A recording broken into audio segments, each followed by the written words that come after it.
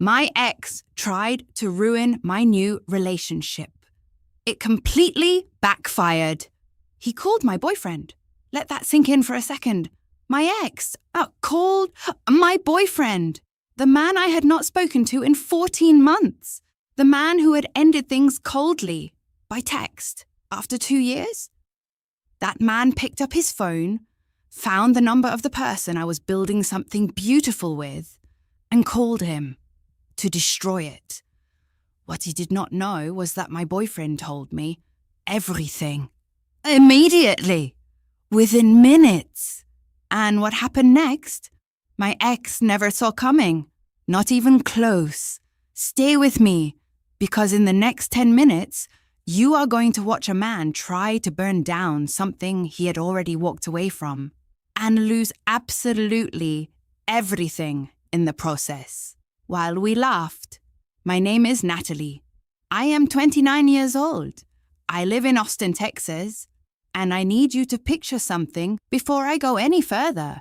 Picture the most confusing relationship you have ever been in. Not the worst. The most confusing. The kind where 1 week everything feels perfect, and the next week you are questioning your own memory, your own feelings, your own sanity. Got it? That was Marcus. We dated for 2 years, and for 2 years I was never quite sure where I stood. He was charming when he wanted to be, warm when it suited him, and completely unavailable the moment I needed him to show up. He ended it on a Tuesday evening, by text, after 2 years. 1 paragraph. No call, no conversation, no explanation that made any real sense. I read that message standing in my kitchen. I put my phone face down on the counter, and I cried for about 40 minutes. Then I got up, made dinner, and decided I was done giving that man any more of my time. I meant it. 14 months of healing, 14 months of therapy, 14 months of quietly rebuilding. And then I met Daniel. Daniel, I want to tell you about Daniel for a moment, because this story is not just about what Marcus tried to do. It is about what he tried to destroy.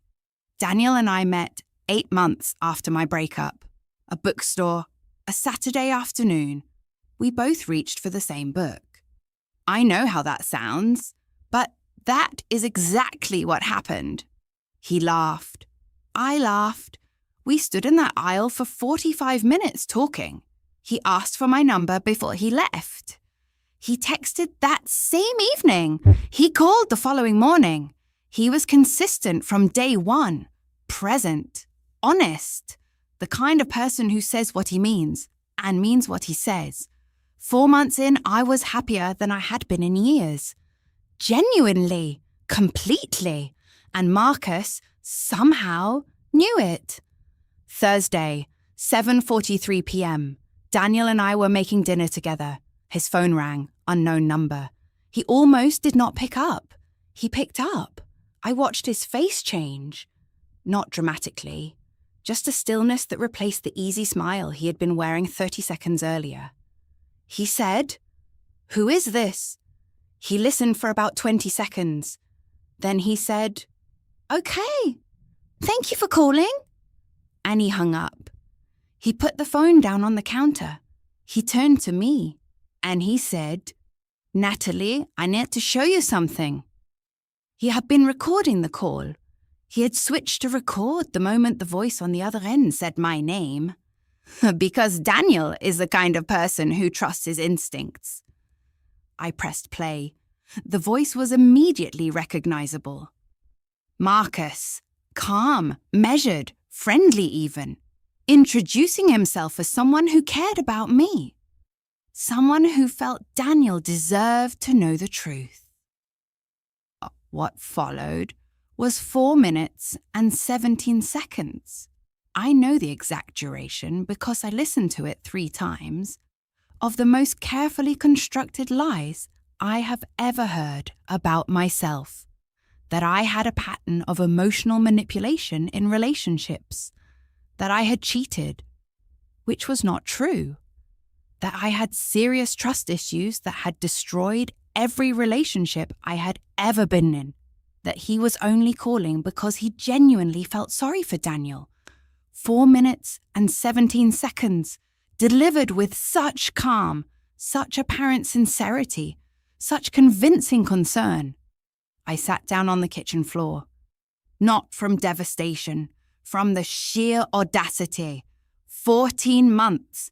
He had waited 14 months, found someone new, watched from whatever distance he had been watching from, and then picked up the phone. Daniel sat down on the floor next to me, right there in the kitchen. He said, "Natalie, look at me." I looked at him. He said, "I need you to know something before you say a single word. Not one thing that man said changed anything for me. Not one thing. I have known you for 4 months. I know exactly who you are. And I knew the moment he started talking that this was not about you. This was about him." I sat with that for a moment. Then I said, "What do you want to do?" He smiled. He said, "I thought you would never ask." Daniel called Marcus back from his own number. Marcus picked up on the second ring. Daniel said, "Hey, thanks for calling earlier. I actually have some questions if you have a minute." Marcus said, "Of course, I just want what I..."